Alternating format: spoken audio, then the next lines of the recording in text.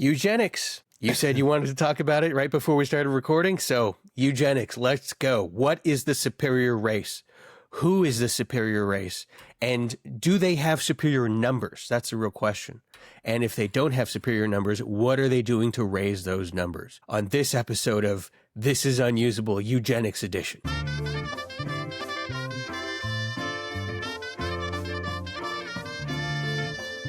I'm Ben Steinberg. I am Tyler Martin. Eugenics and Colonoscopy Edition. That's what we're talking about today. Eugenics and colonoscopies. A colonoscopy is eugenics on my colon, really. It's getting out all the turds and keeping the colon clean for observation. Off to a hot start. Definitely didn't smell like shit. Thank God. Eugenics, go. You wanted to talk about eugenics. I know it's a important subject for you, and yeah. you wrote a thesis about it. Should we get rid of all the fat people, myself included? You're not fat. I'm fatter than you. Look, there's degrees of fat. I think I'm fat. All right. All I'm saying is eugenics doesn't need to be race related. Everyone gets to use eugenics. You're just gonna make your baby like if you have the opportunity to make the human race like the fittest, the survivalistest, just the best possible iteration. Are you obligated to take that? Well, I think the thing about eugenics is that genes are involved. So you can change how fat or skinny you are, but you can't change the genes you have, and it's in eugenics that people look at genes. They go, this person has blonde hair and blue eyes, they're superior or whatever. I have no hair and muddy green eyes, brown eyes, so I'm inferior, and I can't really do anything about that. I can do something about my weight. Will I? That's to be determined. But yes, I do think, maybe there's a cutoff. What if you got fat, like beyond a certain body mass, you exploded? I think there'd be a lot more skinny people in the world. Who's cleaning that up, though? We don't have the resources to just... What if someone's flying a plane and they just like had the one chip and then plane down? Well, I recently took a plane from Toronto to Los Angeles, and our pilot was the fattest man I have seen in years. He must have been 450 pounds. My parents and I were looking at him going, this guy is flying the plane. How can like the throttle thing even like how can he even pull it toward himself without it pressing against his stomach? It was crazy. It was literally crazy. I have not he was the fattest person in the airport by a mile, and he flew our plane very successfully, I might add. Perfectly fine flight from Toronto to Los Angeles. And I had to remind myself, okay, they're not making a mistake. This pilot is probably able to fly this plane. It's not like they're like, well, we'll just see how he does. I looked at his suit, his pilot suit. It was tailored for him. So clearly someone tailored this form-fitting pilot's suit. It was properly apportioned to this man's size. So that meant that Air Canada was basically like, this man is flight worthy. So I took some solace in that. But It was crazy. Hey, crazy how he big didn't just go Leonardo DiCaprio, Pan Am steal a pilot's hat sort of thing. I mean, with how fat he was, even his hat would have had to have been massive. What's that movie called? Say Another... Catch Me If You Can? Yeah. They got I just remember the arrows going the opposite way from the poster. The intro? Oh, poster. Da-da-da-da-da. Wait. Catch Me If You Can. I don't know. No. I was singing Twin Peaks just now. Anyway,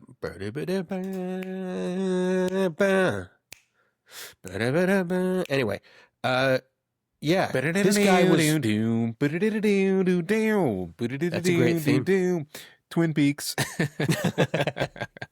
But yeah, I couldn't believe it, and my parents couldn't believe it. And then we were walking behind him as we got off the plane afterward, and I almost took out my phone to take a picture, but I was like, you know what? This guy got us here perfectly safe, no problems with the flight.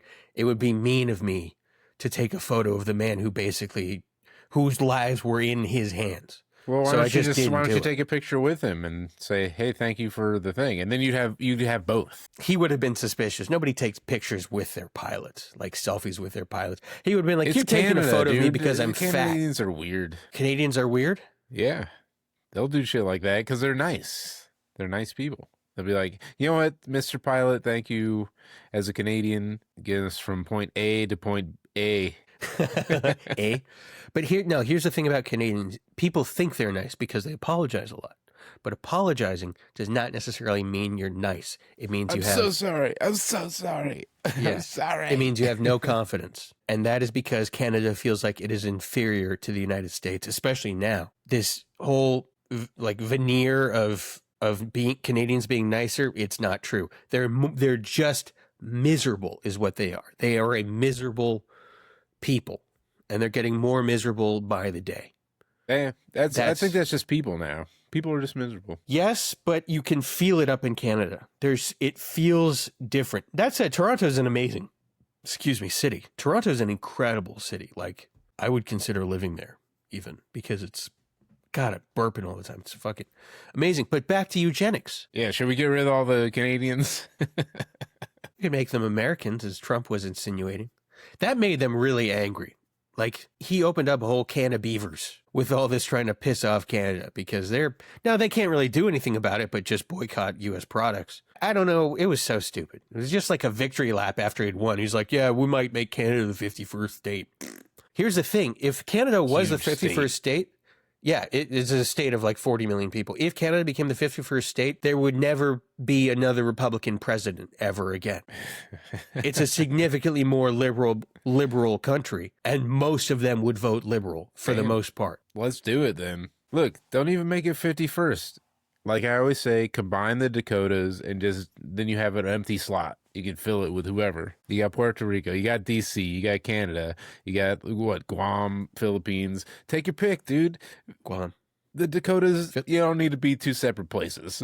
No one's going there. Philippines, I don't think are in the running to become a state. Bit far away. It's its own country. Oh, what's a U.S. territory over there? Is it Guam? Is that what I'm thinking of? It might be Guam. I thought the Philippines were for a hot second, I think, with the like 1857 Spanish Accords or something like that. It might have been. All these island nations are up for grabs, it seems. The U.S. Virgin Atlantic Islands or whatever. It says the U.S. Virgin Islands, wherever that is. It's either in the Pacific or the Atlantic. I have no idea. I think it's in the Atlantic. Like in the Virgin Caribbean. Atlantic Islands. I feel like I said that. But we keep getting off the topic of eugenics, which is what you really wanted to talk about and what you are obsessed with and really like is eugenics and absolutely fat people not existing. I'm just saying, open it up. Everyone gets to eugenicize the next generation. Everybody. What do you mean? Everybody's like, just everyone can be like, I just want to have a regular kid, or they're like, I'm gonna tweak this kid to be, the fastest tweaker on earth. That is coming with, like, what is it? CRISPR gene editing? Isn't that what it's called? But that's different. I guess that could be like the next frontier in eugenics. Isn't that eugenics? Isn't that selective, reproduction? I guess so. Yeah. Editing genes. Now there is, of course, the argument, well, gene editing could be used to get rid of a lot of like genetic diseases and baldness, which is treated like a disease, apparently. Wreaking havoc on the men and also Emma Stone. A few women. Emma Stone. It was so brave of her to be bald in that movie that one time. Oh, Natalie Portman. She came back, though. She fought it off. Oh, right. In V for Vendetta. Right. It's a very relevant film. Came out just a couple of years ago. I remember on Between Two Ferns, Zach Galifianakis said to Natalie Portman, "You shaved your head for V for Vendetta. Did you also shave your V for vagina?" She gives him a death stare. She's, pass.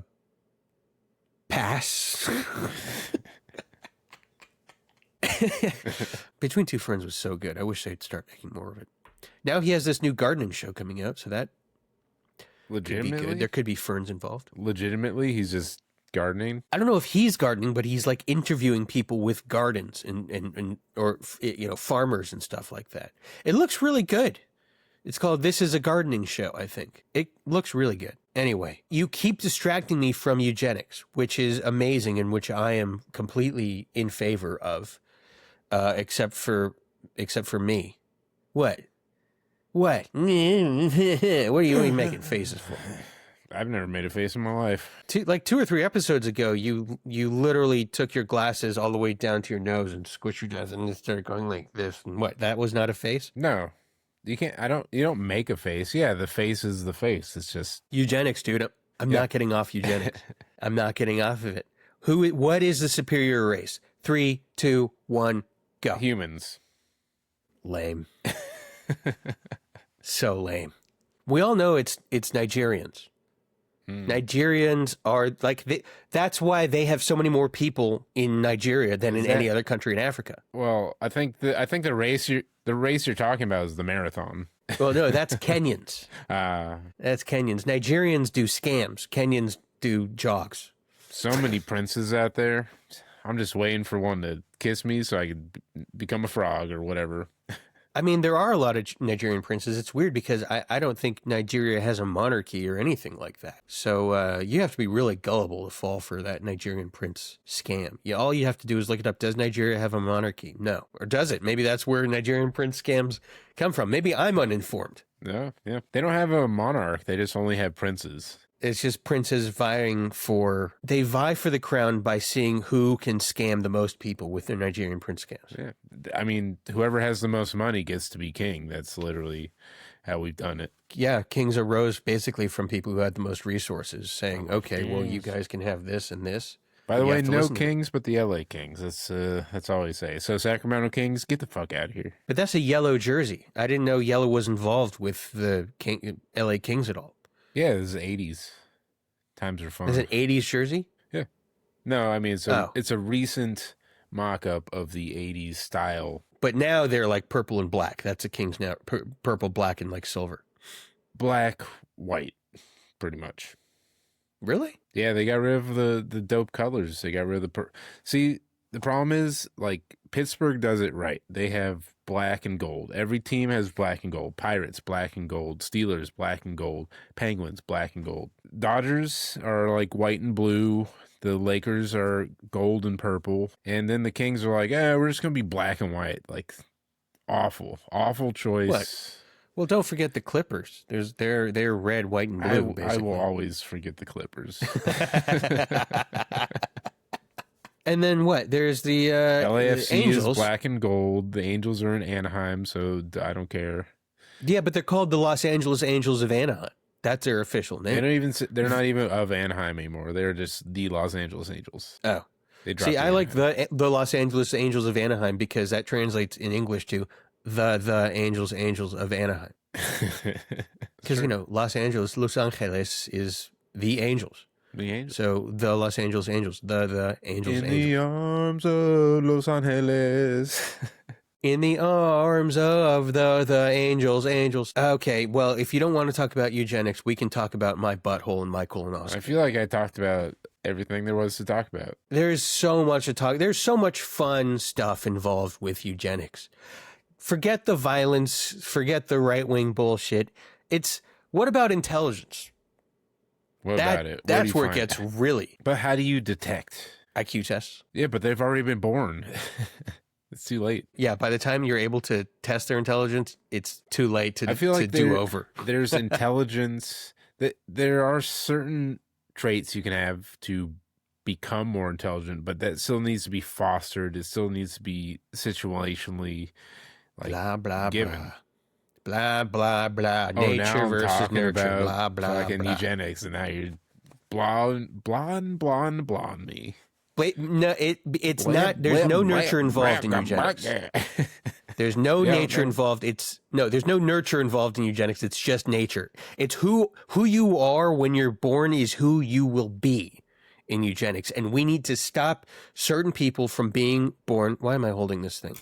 So that they can't grow up to be the drag on society that we all know they will be. And I am not talking about any race in particular except Canadians. Canadians are a drag on American society is what I'm saying. They come down here, coming over here, with their abouts. On the East Coast, they say about. And on the West Coast, they say a boat. And they're poisoning our language with their just slight variants of English that is really not that all much different from ours. The only thing At they all, do especially. is poutine. What else they got? What are they outporting? They got the Quebecois. What's They that? got French Canadians. What's People that? of Quebec. Yeah, but I can't eat that. What can I eat that they have? Well, that's the poison that they export to the rest of the world. Is they sick Poutine. the Quebecois on.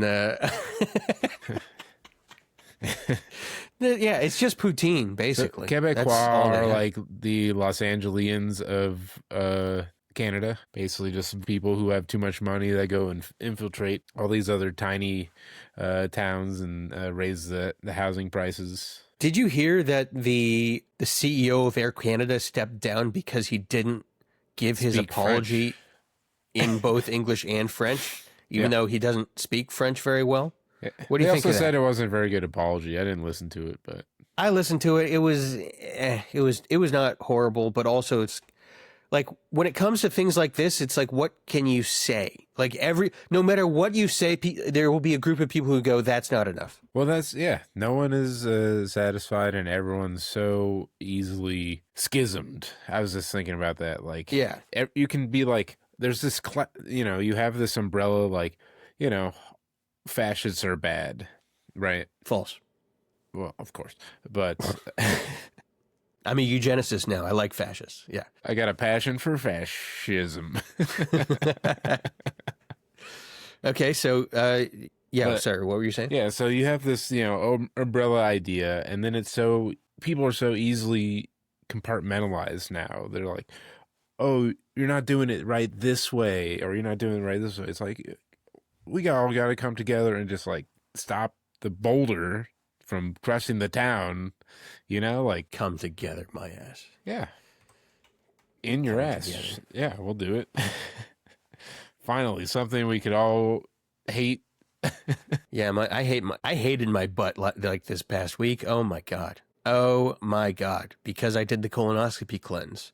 I was just shooting water out of my ass, and it was so raw and painful. I think a colonoscopy might be the gayest procedure you can get because it's not just like inserting Prostate. something into your butt, but it's looking literally at your entire colon. I mean, that's about as gay as it gets. Looking at it is very scientific. Prostate, you're feeling, and that, I think, is going to be. That's true, but like prostate, it's just sticking your finger in there and wiggling it around a little bit and hoping you come or whatever.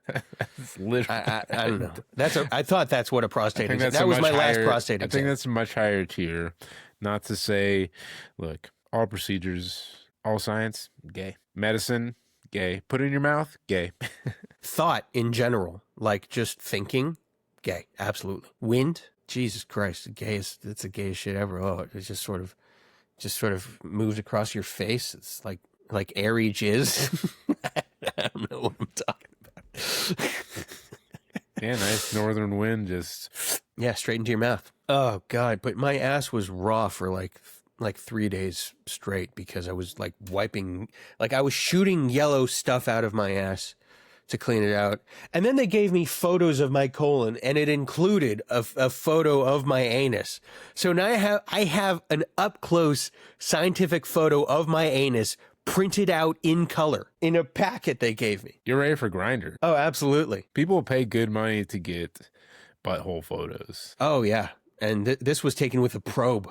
I looked at that at first. I like glossed over the image at first because I wanted to see the rest of my colon. But then I looked back and I was like, they just took a close up of my anus from literally like 2 millimeters away. What'd they say?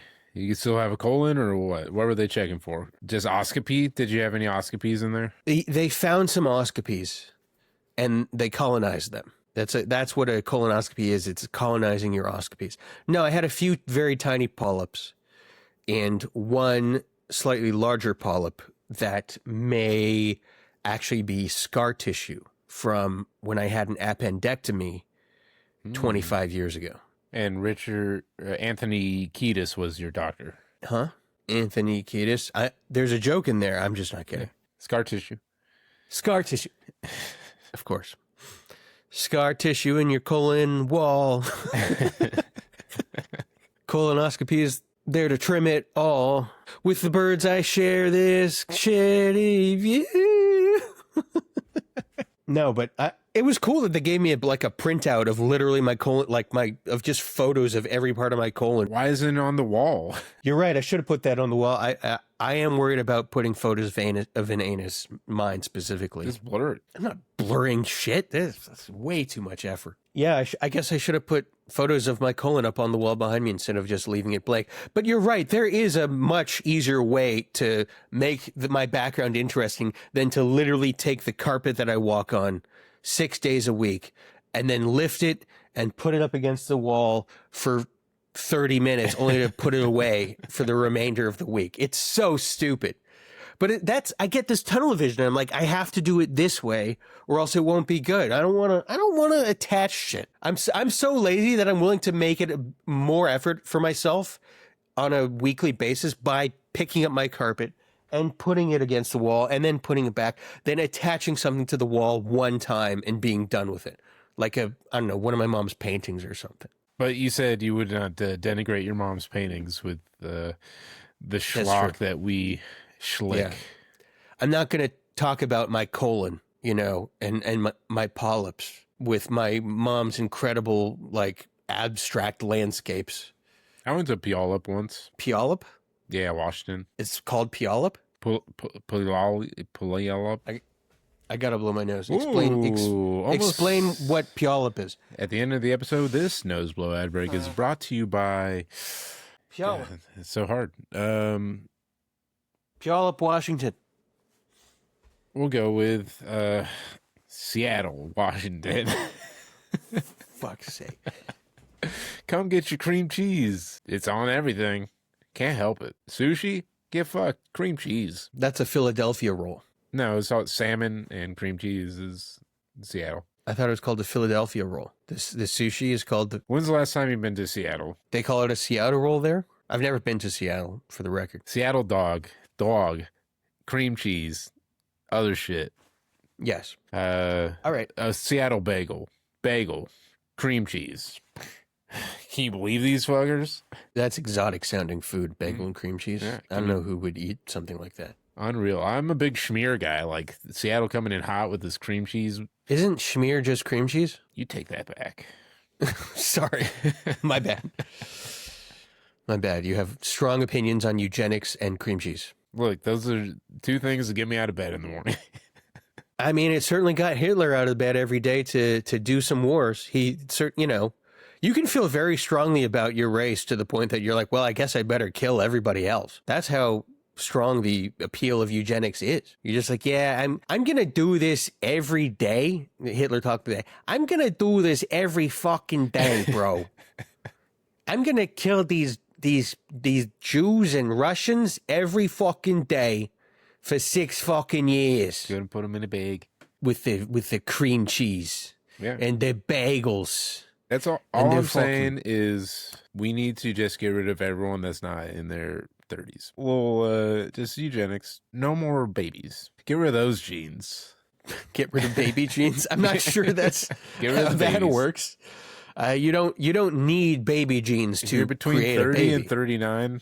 You're it. You're the end of the human race. We did it best. We're doing it best. We don't have apathy. We don't have problems with finances.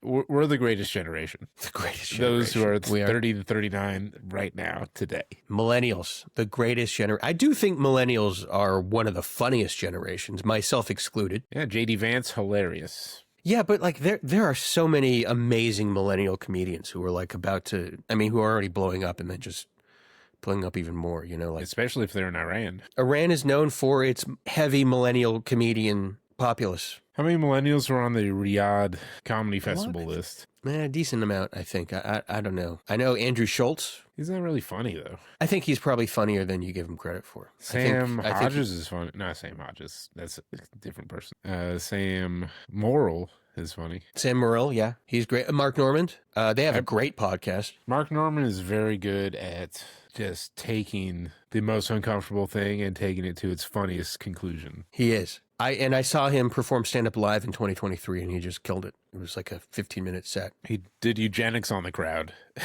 Yes, I mean, he would absolutely talk about eugenics, but like he had such a great set, but it was like one joke he screwed up the punchline of a little bit and nobody noticed, but he still mentioned it. And I was like, almost a perfect set. And I was like, oh my God, this guy's a workaholic. He's so funny. And he's such a great improviser too. Like the shit he comes up with on his podcasts and the shit he's willing to say is just wild. I like Mark Norman and Sam Morrill. I saw Sam Morrill at like an open mic. He performed at an open mic about 11 years ago. And there was nobody there. Yeah, you were there. I was there. I don't count as anybody. But there was basically there were like 3 people in the audience. So obviously he wasn't going to get uproarious applause and laughter. But he performed at this open mic and, obviously he went to silence because there's nobody there. And he was like, well, these jokes worked on Conan. And I want to be like, dude, it's not that you're bombing. It's that there's literally nobody here to receive your material. But it just goes to show you the mind of a comedian that it doesn't matter how shitty the room is. If you're not getting a laugh, it still feels bad. I assume you booed him, right? I booed him vehemently. Yeah. But I just felt bad for him because I wanted to be like, what's that? What are you doing? My Conan impression. Pulling the pocket strings and flipping the hair around. Conan is a deeply funny, deeply tall. He's a deeply closeted funny man. Yes. That was This Is Unusable. Wait. You were Tyler Martin. I've been Tyler Martin. He was Steinberg, Ben, me, Bar Stingberg. Bar Stingberg. Good night. Good night. Happy morning. Go Eugenics, go.